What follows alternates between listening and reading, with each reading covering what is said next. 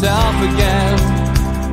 But it's the only way you're ever gonna learn. You look back and it's all in the past. I'm dwelling on the thoughts I cannot say to you. If I don't say the words, then maybe it's not true.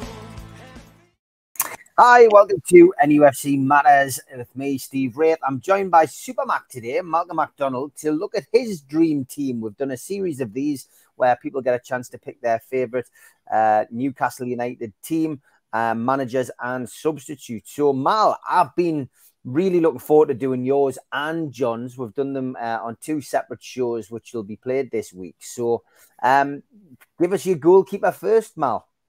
Okay. Yes, this of course is limited to players that I've seen. Yeah, that I've seen play, and that have appeared in black and white shirts for Newcastle. Shay Given is my start, and I'm Steve. I am breaking a golden rule of mine, and that is that I've always looked at having a goalkeeper who will come for crosses, and importantly, if you are going to come for crosses, then you have to dominate your box.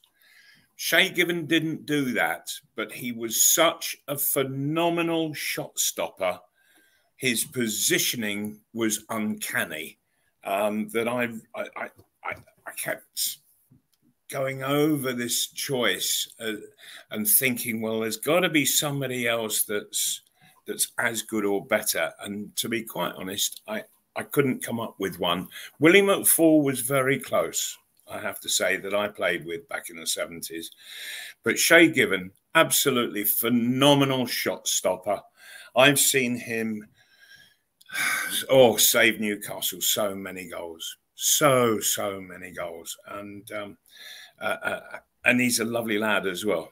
Really super fella to be in the company of. And so, yeah, Shay Given is my first choice, much against what I consider to be my better judgment, simply because of his shot-stopping capabilities. Yeah, no surprise to see Shay Given even in your dream team. I think all but two of the people who've done teams so far have had Shay Given as their first choice. So yeah, I think that says a lot for. It doesn't surprise me in the slightest, and I always, whenever I'm in a conversation about Shay Given, I always sort of mention Steve Harper, that how frustrating it must have been to have been in the same club as Shay Given for him, because he was always going to be number two to Shay, always, and there was never going to be any swapping of that other than for injury. Yeah. Okay, into the defence then, Malcolm. So we'll go right back first. Who have you gone for in that position? Well, I have played with some really tremendous right backs. I've seen many excellent right backs playing for Newcastle. And I can mention David Craig that I played with, Warren Barton. But Kieran Trippier has come in and I think has just taken the whole place by storm. He's taken not only the place by storm, but he's taken all of the characters and individuals that there are, he's just won over the whole dressing room. He's captivated the whole crowd, 52,500, and I think he's also captivated the press room as well. And he is an absolutely super right back, excellent defender. He can be a little bit of a kidder with the opposition, and they don't realise just quite how quick he is. And so he kids the opposition on a bit, and then all of a sudden just nips in and woof. He's taken possession and away he goes. and of course, and such a shame, such a huge shame for him that he misses now the last part of the season because of this injury, and it was a nasty tackle. I thought it was a really nasty tackle that and that it was meant. It wasn't just an innocuous happening between two players. I thought it was actually meant. So that was a real shame for him. The thing that has impressed me hugely about him, which is why I would come next season, I would personally make Kieran Trippier captain. What I have noticed is that he is a leader from the very first moment that he put a black and white shirt on. He was full of rah, rah, rah. But at the same time, what I noticed him doing on the pitch was he would give, in no uncertain terms, an instruction to a player. Now, that's all very well doing that, but I've always thought you've got to explain an instruction out. And so the hurly-burly of the play would go on, but then it would die. You know, the ball would go out of play or whatever. And Kieran Trippier would, I noticed he would always then go back to that player that he had given a shouted instruction to, and he would just be seen to be explaining out why he had given that instruction, what it was all about, what the benefits were. And he's going to make an excellent coach when he finishes playing. He's got that lovely way about him. He explains it all out. And of course, there's always good reason behind it. I listen to him talking, and he talks from a point of good and fair reason. And I'm prepared to listen to anybody like that. Now, should we go on to... Do you want to go right the way across the back four? Yeah, I presume you're going for a back four, Mal. So I am. I'm going for a back four. So go for one of your centre halves. Well, in fact, I have set out the side in a 4-4-2 and playing similar tactics to those that I played when I was with Newcastle. That when the opposition has got the ball, play 4-4-2. As soon as we would get possession, then one of the wide men pushes forward and can make it 4-3-3. And so going across the back four, my two centre halves, and I've got very different but good reasons for picking them both. Philippe Albert, I think he was an absolutely outstanding centre back, incredible player, beautiful ball skills, and of course he could get forward and do delightful things in the opponent's half, to include scoring goals with both head and feet. And so I've gone with Philippe Albert, and alongside of him, and this was a real toss-up, but it was just earlier this year and this season that I found myself sitting on the same table as Steve Howie, and we got talking, and Steve was telling me, because John Beresford came and joined us, and Steve had been telling me about how he used to look around and all of the other defenders had literally flown forwards on an attack, and he was sort of there on his own on the halfway line with no cover whatsoever. And all of a sudden, the opponents were coming tearing out of their own box, and he could see 3 and 4 opponents' shirts come roaring down the field at him. And he said, but that was the way that this team played, that just absolutely get forward. But so when you think about that he would actually deal with that situation. And he said that a lot of the time he didn't like it. He said, but it's surprising how quick you can get used to it.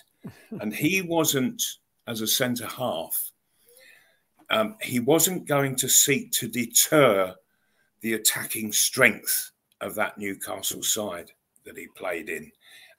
And so he was prepared to put up with those very difficult situations that he'd be left in back on the halfway line for when the ball was lost.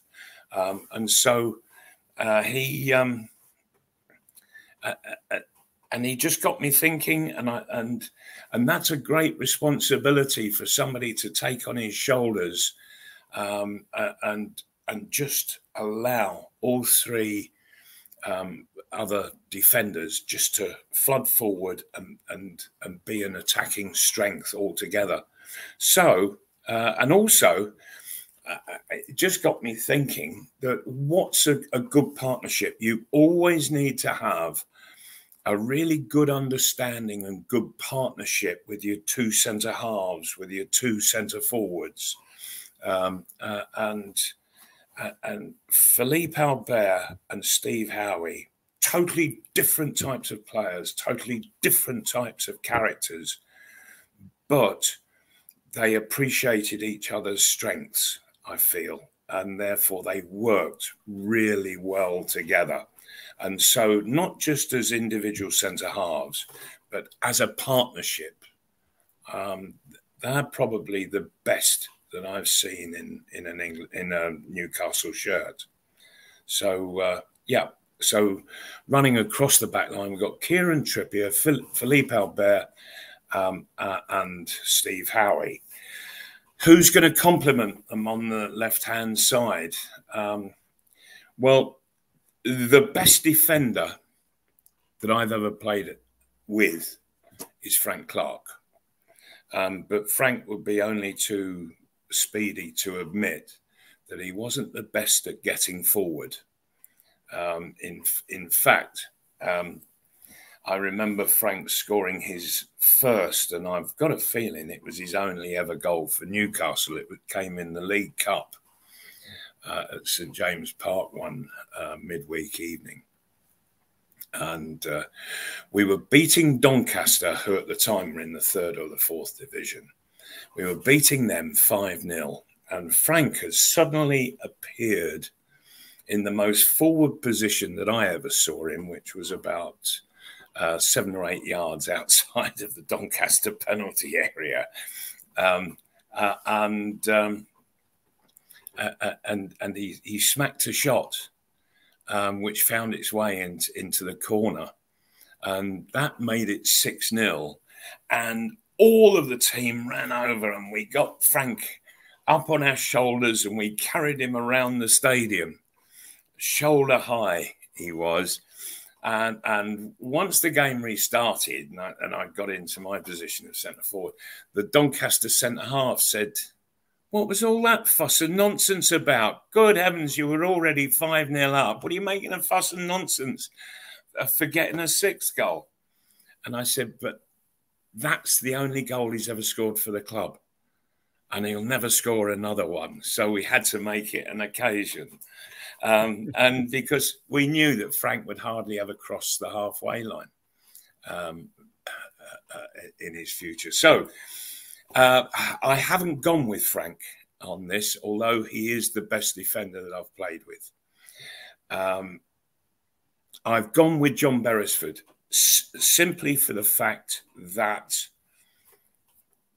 Newcastle were such an attacking side, and that just, it brought the absolute best out of Beza It really did. That he just looked to flood forward, and the problems that he caused going down that left wing, supporting the great wide men that they had at the time, and going beyond them, and Johnny had that. He had that lovely spirit of the devil may care, and so come on, let's just drive forward, and it made it a brilliant attacking back line, with John on one side, Trippier on the other, and of course Philippe Albert getting forward as he did, and I see that as a very attacking, very exciting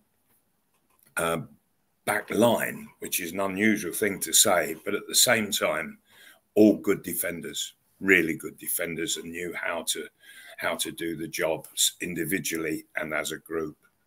So there we are. That's my back line. Kieran Trippier, Philippe Albert, Steve Howie, and John Beresford, with Shay Given behind them. Formidable back four. Onto the midfield then, Mal. Right. I'm going to start on the right-hand side, and people are likely to say, "Oh, but you could never have seen this fella." Well, I did. I saw him a number of times when I was young, and I've gone for Jackie Milburn on the right-hand side, and he was lightning quick. Boy, could he cross! He could cross a great ball. It was a rocket. Some strong similarities between he and Stuart Barraclough, in as much that Stuart Barraclough, he had great pace, and he could strike a cross that went like a shot across the penalty area.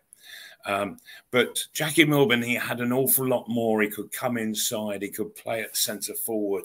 He had lovely dribbling skills, and where he could go beyond centre halves, and good heavens, scored an awful lot of goals.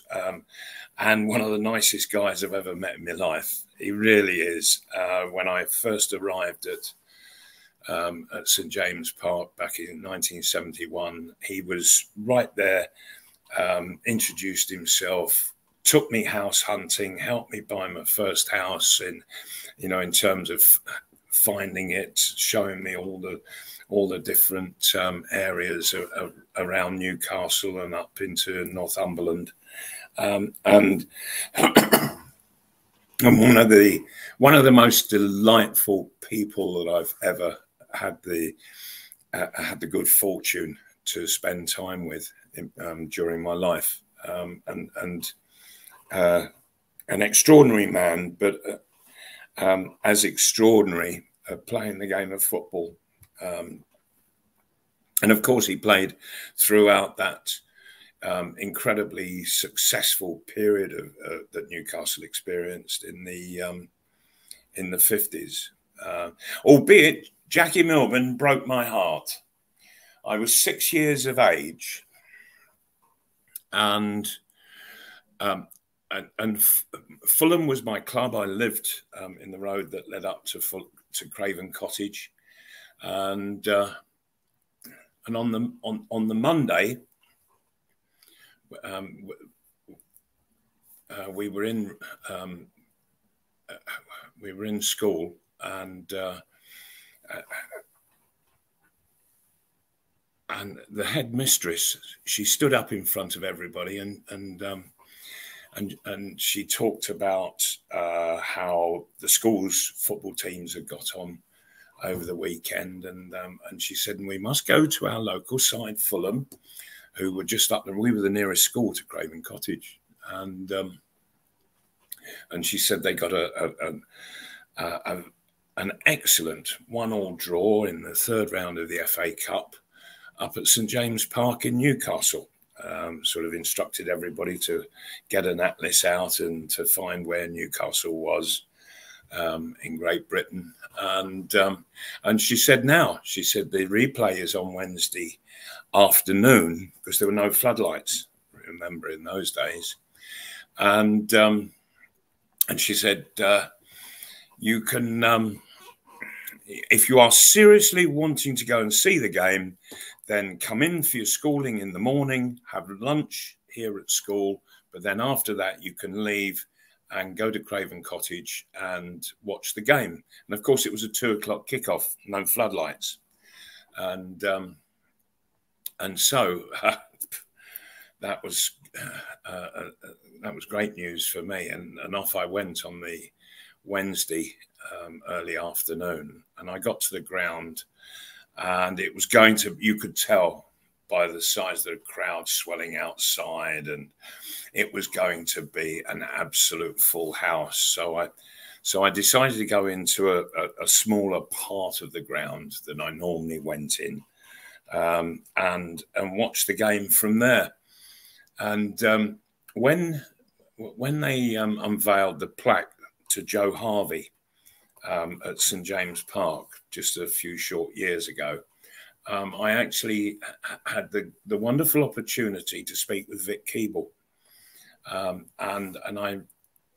I told him of this memory of mine from back in 1956, and he remembered it well, because it was he that finished off the great run and cross of Jackie Milburn's.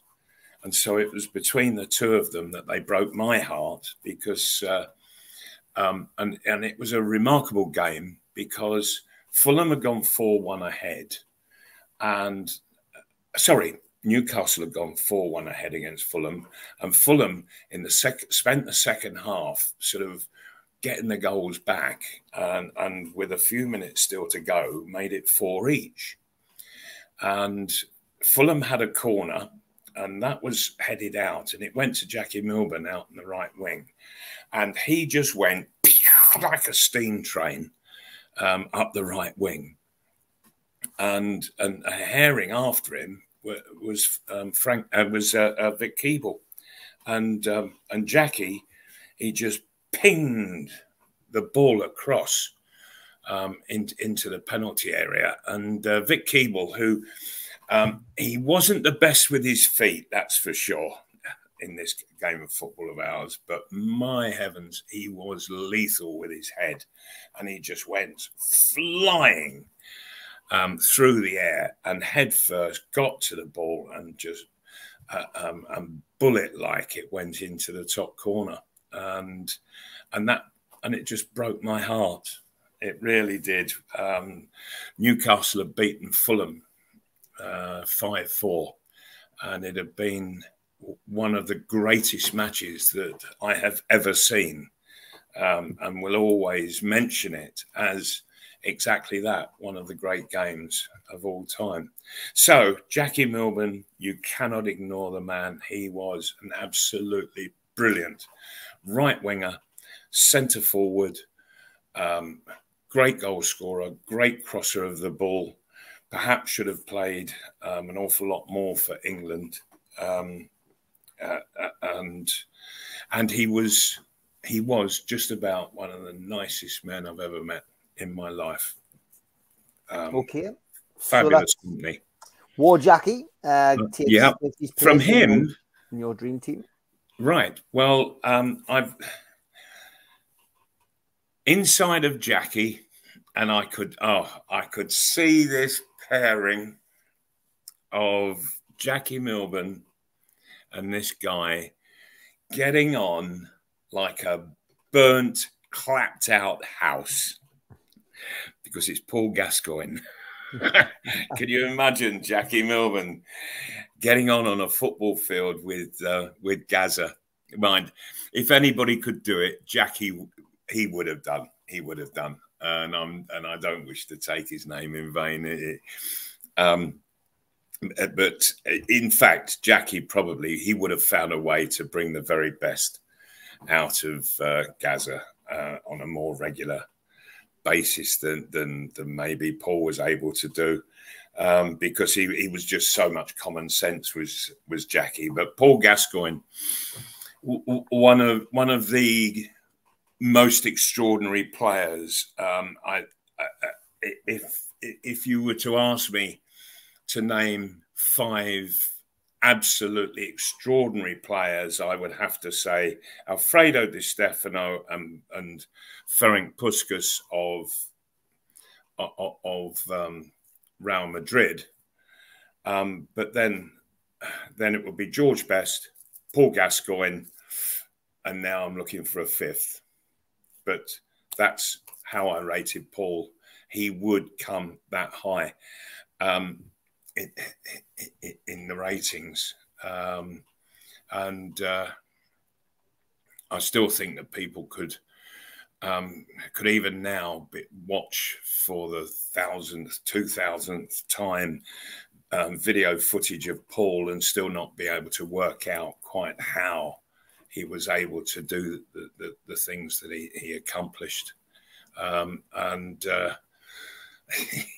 He just had such an absolute rich sense of fun and sense of humour. It got on a lot of people's nerves, particularly football managers, but nevertheless, he was a quite special guy, as well as being a very special footballer. So, yeah, one of the greats was Paul. And who could play alongside of him? Well, nobody else, I think, other than Peter Beardsley. And they would make an absolutely fantastic pairing in the middle. Peter, again, somewhat like Paul, had mercurial skills, was a phenomenal goal scorer, and it was never brute force or strength that he was using. It was all just delicate touches, and he was an absolute joy to watch. He really was. And you put him and Paul in the middle of a park, and the amount of skill that would just be on show, it would. They would just be entertaining a crowd of 50-odd thousand without anybody else. They would be such a joy to watch. They really would. And who could go on the left-hand side? Well, it's amazing because Newcastle, they've had a wealth of talent on that left wing of theirs. They really have. And I looked at David Ginola. I looked at I've looked at Chris and Chris Waddle. But then I keep coming back to Terry Hibbett. Not only when he got forward was he a great crosser of the ball, but he was a tremendous passer of the ball. His timing was absolute perfection. He could be an absolute down to the fraction of an inch perfect. I've seen him run it from the back all the way forward. I doubt he was 7.5 stone soaking wet. And as Joe Harvey used to say, he could cause trouble in an empty house with his ability to argue. And yet, on the field, he was something quite beyond any norms that we've seen. Yeah, and yet Gordon Lee came and he didn't fancy it. I don't think he liked the character that Hibby was. Well, that's no way ever for a football manager to judge a footballer. You judge them purely by talent and how they apply themselves. And Terry Hibbett, dear me, he would run himself into the ground every single game. He gave 100% and more every time. And Andy did his fair amount of defending for a little bloke. His long passing was it was a dream to get on the end of. And so Terry and I, we found ourselves having a really fabulous footballing relationship out on the park that all started with his superb left foot passes and my ability to get on the end of it and go and finish them off. And so I'm sorry, Chris, and I'm sorry, David, but yeah, I've had to put Terry Hibbett in front of you both because he was truly a left winger, a left-sided midfield player. He could he would get back and defend. He would get forward, and the one thing he wasn't all that good at was shooting, but he would make sure he got the ball to the feet of the people who could shoot. And so, yeah, there's my midfield. Jackie Milburn on the right-hand side. Paul Gascoigne in the middle with Peter Beardsley and Terry Hibbett on the left-hand side. And it's so wonderfully balanced with the left foot on the left-hand side and the right foot of Jackie Milburn on the right-hand side. And when you've got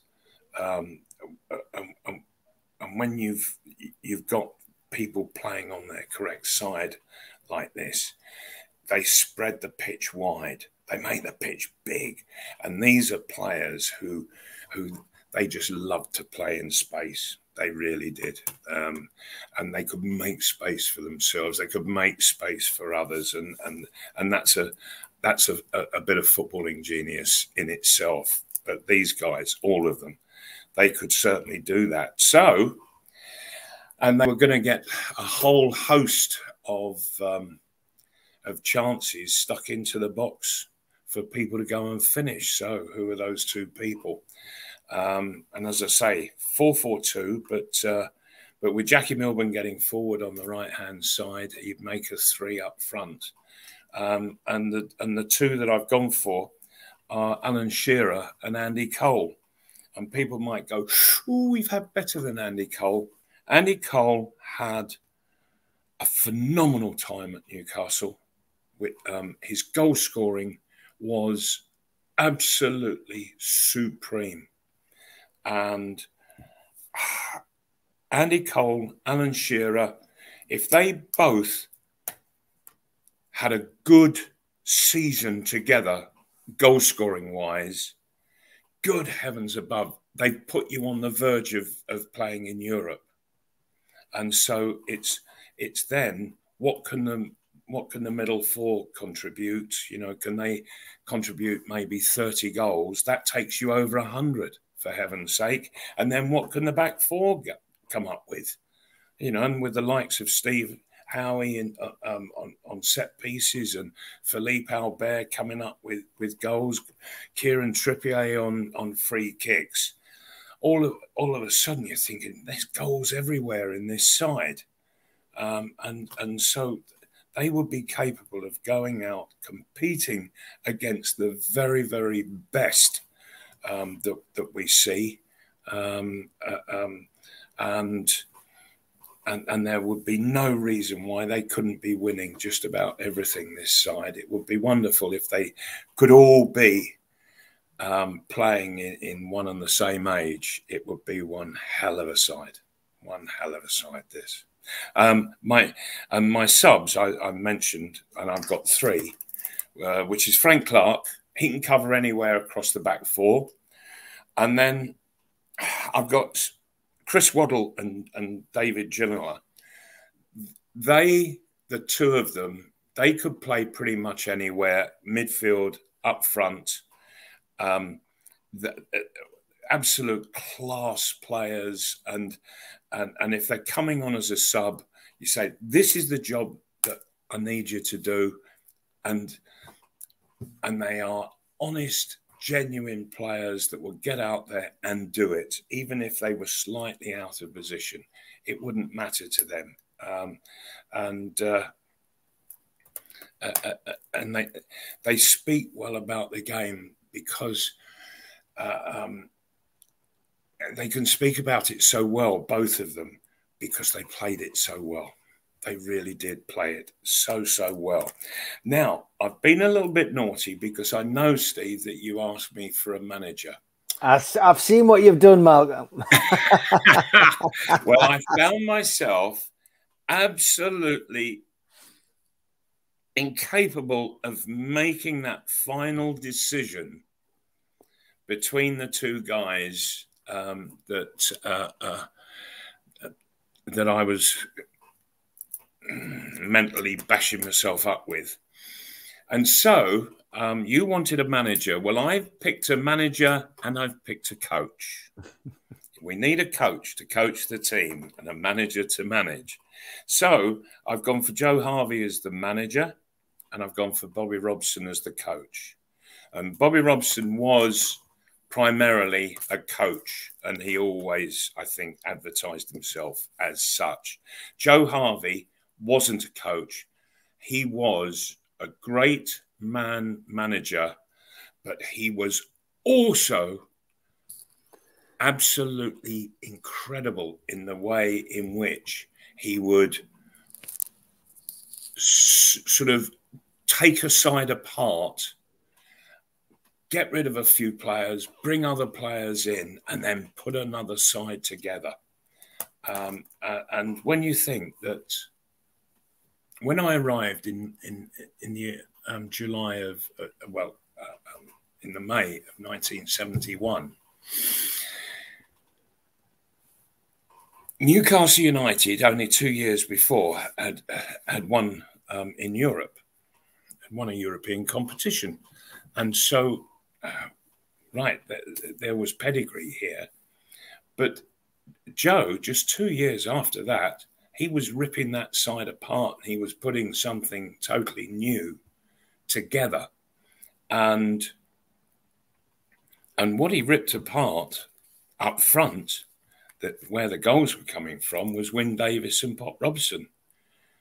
That's one hell of a decision, isn't it? To rip that apart, and then all of a sudden, and the crowd, they would have been saying, "Well, come on, who's going to do it? Who's going to be doing the business for us up front?" Well, all of a sudden, he got John Tudor in from Sheffield United, I think, and then he got me from Luton, and people were saying, "But he's never played in the top division, never played in the first division. He's only played in the second division and the third division before that." But Joe knew his players. They knew what they were capable of before he brought them in. And it was a very, very clever pairing, I have to say, because John was a great foil for me. He was a tremendous provider of chances, and from both his head, and he was very underrated for the amount of skill that he had on the ground. So John, he could put that ground skill to work, and he scored a lot of goals. So basically, he and I, we would score sort of 45 to 50 games in a season between us, and that meant that we wouldn't get relegated. And then what goals can the midfield score? If they can put together about 20, good heavens above. Now you're looking at getting into Europe, and providing the back four come in with a few goals as well. And so he was clever, he was shrewd in the transfer market, and he was a great joy to be playing for, I have to say. But at the same time, I played for Bobby Robson when I was at Fulham. He gave me my league debut, and so I am forever grateful to him for that. But at the same time, he was a good manager, very good manager, but he was an excellent coach. By heavens, he was a brilliant coach, and that Ipswich Town side that contained Eric Gates and what have you, Kevin Beattie. Dear me, what a side that was, and he put it together for very little cost. Ipswich, they were one of the top sides in this country for over a decade, with Bobby Robson at the helm. So I couldn't split them up. They were two absolutely unique characters in the game, brilliant at what they did, but they did it in different ways, which means I think I can make one a manager and one a coach in this particular instance. So there you are. And who am I to argue? What a team that is. Shea Given in goal, Kieran Trippier at right back, Steve Howie and Philip Alberme at the centre-half pairing, John Beresford at left back.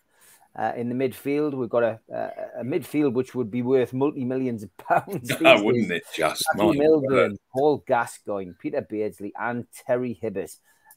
Supplying the ammunition for Alan Shearer and Andy Cole to fire. What a starting 11. And on the bench, Frank Clark, Chris Waddle and David Ginola, and the manager, Joe Harvey, and the coach, Bobby Robson. Brilliant that, Malcolm. Absolutely brilliant. Thank you so much for sharing that. I will just give a quick shout out to the sponsors. Thank you to Spider Miner, who give you worldwide coverage. Thanks to skipsandbins.com, telephone 0800 25 45 25 3, email inquiries at skipsandbins.com, website www.skipsandbins.com, easy contract free and pay-as-you-go waste collection. Thanks to L&G Family Funeral Directors, 01913897245, and the Garden of Healing Dispensary, CBD, hemp and cannabinoid specialists, www.thegohd.com. Thanks to Arcot Interiors. Thanks to qtechshop.co.uk, the makers of pool tables and snooker tables in Wallsend in Newcastle, and the guys who run our website, NUFCmatters.com. Thanks to Cleekai, meet the new game over screen, drop into a Clearun device near you, available on Apple Store, Google Play, and clearun.game. Thanks to Jab Signature, jabsignature.co.uk, and to Media Arts for all of their help with video technology. If you want to subscribe, hit the Newcastle Legends logo in the bottom right-hand corner. You can subscribe for free. We do 7 shows a week. Hit the thumb up to like the video, click share to share to your social media, and drop into the comments box to speak to like-minded Newcastle fans or to leave a comment. We're also available as a podcast on iTunes and Spotify. Usually goes up 24 hours after the show has been on. If you want to become a member, you will get a scarf, a pen, a cup, and a membership card. You just need to go to the website and look for membership, and you can put a phone over the QR code. It will take you straight there. Malcolm is doing pre-match and post-match these days at the Dog and Parrot. It's free entry. Kids are welcome. Food, drink, and a good pool table as well. To be found at the Dog and Parrot, just 5 minutes walk from Central Station. So see you there. And if you do have a few spare pennies in the bank, please don't forget the food bank, NUFC fans, foodbank.co.uk. The match day bucket is virtual. You can make a donation to that bucket at any time. Thank you for your generosity in advance. Malcolm, thank you for spending a bit of time with me doing that. I'm sure this will have the fans talking. But look forward to catching up with you very soon to talk about all things Newcastle United. Take care, Mal. All right. And you, Steve, indeed, and everybody watching. Yeah, it's been fun going down memory lane, I have to say. Thanks, mate. Bye-bye. Bye-bye.